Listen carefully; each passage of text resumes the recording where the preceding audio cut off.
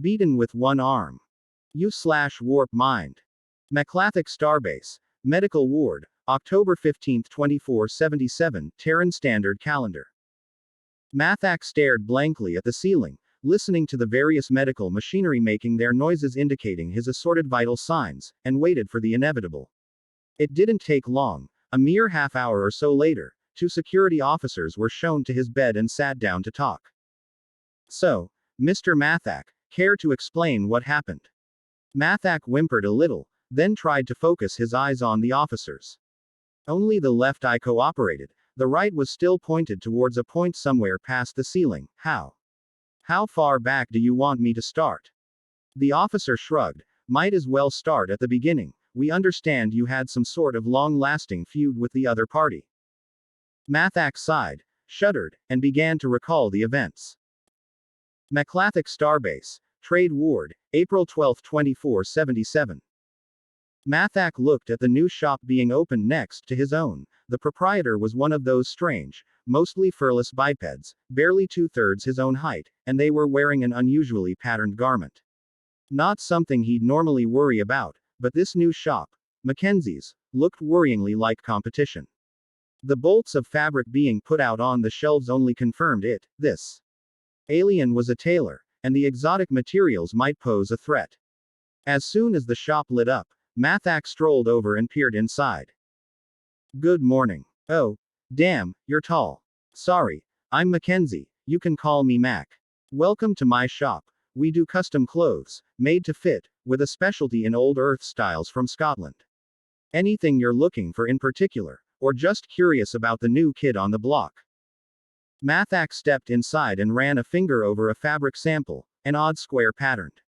No, it couldn't be. Inquisitive about the competition, I suppose. I am Meklathak, the tailor next door. Is this natural fiber? Mackenzie lit up in a broad smile, showing an unsettling array of teeth. Yes, natural wool. It's the fur of certain livestock animals from Earth, shorn regularly. It possesses a number of benefits over synthetic fabrics, though we also have some other materials that can be fabricated. But our best fabrics are imports from Earth. Meklathak looked a bit worried, but nodded thoughtfully. And would you be willing to sell me some of this fabric? Mackenzie shook their head. Not possible, I'm afraid. Licensing issue. I'm not permitted to sell unfinished goods, under this station's current trade treaty with Earth. Only finished garments. Silly rule, but I can't change it. Meklathak nodded, and left. Meklathak Starbase. Trade Ward, June 14, 2477. Meklathak carefully masked his smirk as the protesters outside were targeting Mackenzie's. The seeds he'd planted had borne fruit, and various activists were now targeting his competitor for making fashion products at the direct cost of other species' lives. And right on cue, the security forces showed up to arrest Mackenzie for interspecies murder. The security officers just dispersed the crowd and gave a nod to the tailor. What was going on? Meklathak stepped outside his shop to look, and a large video projection showed up on the far wall, part of the station's public address system. It showed a few animals with thick, white fur and a rather unintelligent look, and a loud voice explained, the goats and sheep of Terra are a domesticated livestock species used for wool production, a material without the harvesting of which the sheep would not be able to stop the growth of, and would not be able to naturally shed. They are, excepting accidents and gross neglect or incompetence, not harmed during the shearing process. The wool is merely trimmed from their skin, and the animal is released to return to grazing with the rest of its flock. The Ethics Council has reaffirmed that the trade in wool products is free of issue, and further unjustified harassment of shops in the trade ward will be harshly addressed, effective immediately. The video ended with the sight of a freshly shorn sheep wobbling out into a green pasture to rejoin its kind, and Meklathak swore internally. This was only going to increase interest in the competition. Meklathak Starbase. Trade Ward, August 18, 2477. Meklathak looked at his financial records. Not only had his margins shrunk since that damned human opened up shop, they'd vanished altogether, and now he was losing money.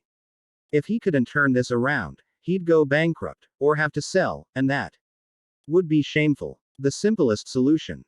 Meklathak placed a call to an old acquaintance, asking for a small favor. Meklathak Starbase. Trade Ward, August 20, 2477. Meklathak looked at the commotion incredulously.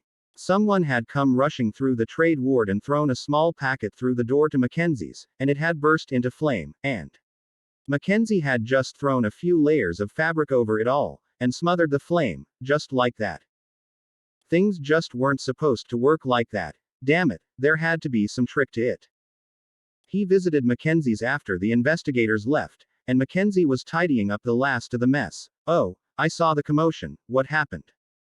Mackenzie shrugged. Some kid, it seems, threw a small firebomb into my shop.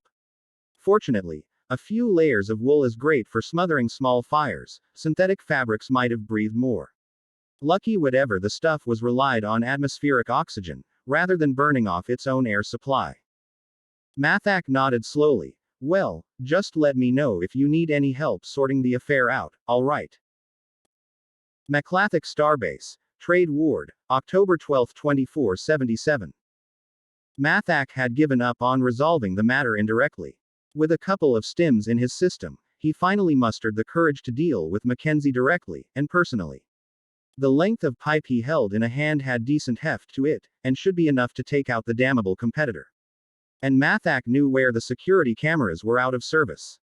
He slowly crept up on Mackenzie, and swung the pipe at the human's head, and the human just twisted, raising their left arm in defense, and there was a sickening crunch, and Mackenzie toppled over, as Meklathak looked at the bar with a bit of disappointment. Why won't you just close up shop, or die cleanly?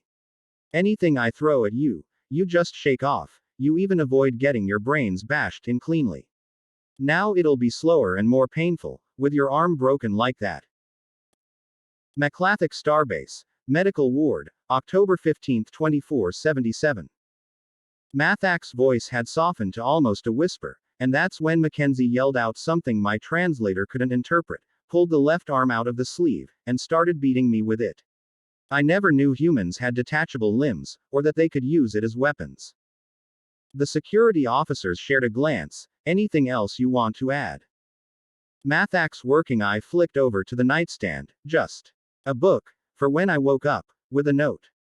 The note said that when I get out of jail, I'll be made into. He shuddered. Just take the book away. Deport me, exile me, put me in prison for life, I don't care, just don't let me out unprotected again. Meklathak Starbase, Trade Ward, October 15, 2477.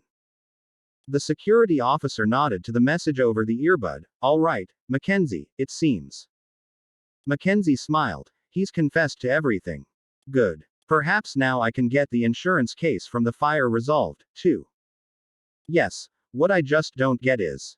From what I understand, humans don't have detachable limbs, yet you apparently took your arm off. Molly Mackenzie ran her right hand through her red hair. Ah, yes, a birth defect. Actually, I was born with only one arm. The left is a prosthetic. But I've found it weirds a lot of people out, so I don't draw attention to that fact. The security officer nodded. Then one last question. Would you really turn Meklathak into a... What was it called? Haggis if you see him again? She laughed. No, not really. But no need to tell him that, is there?